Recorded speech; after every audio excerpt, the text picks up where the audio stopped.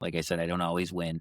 I have one story that I have from my childhood that kind of fortified this position for me. We went to what's just Six Flags, I guess. At the time, it was called Darien Lake in New York. And me and my brother and maybe my friend, I'm not sure, it's three of us.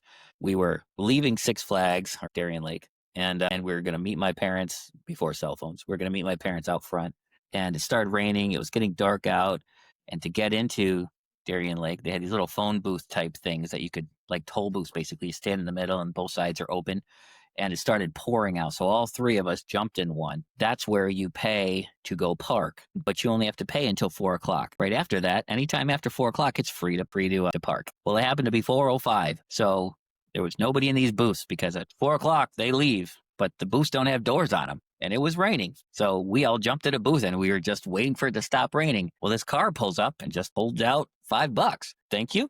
And then I took the $5. And then he said, well, where do I park? I said, "Well, over there." And he said, okay, thank you. And he was kind of awkward about it because I didn't know what I was doing.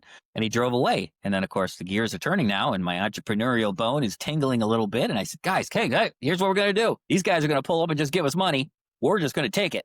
I said, I've got all these pamphlets. They're maps of Darien Lake. Just give them a map and then take their money and off they go. Tell them to park over there. We did that for maybe 15 minutes. I don't know. We made $100 maybe. And we thought it was the coolest thing ever. So I saw my dad's lights pull up and we all jumped out. It had slowed down enough rain. So we sprinted to the car and we're giggling and laughing. We're trying to figure out how we're going to split the money, whatever. And my dad's driving home and we got probably halfway home. And my dad finally was like, what are you guys talking about? And we said, Dad, we were sitting in the booth.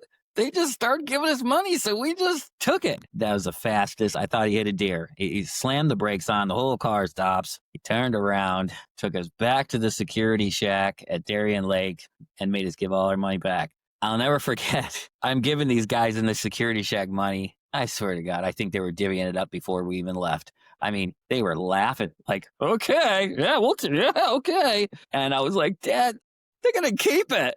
He's like, it doesn't matter. It's not yours. And I'll never forget that because that was a very big deal for me. At that point, I had never had $100, never had $10. It was just more money than I had ever seen. And it wasn't even a question of what to do with that money for my dad. So that was a big thing for me. And it kind of planted a seed that, you can do a lot as an entrepreneur, but it takes just one stupid decision to really screw up your integrity. And that's not something you can just undo.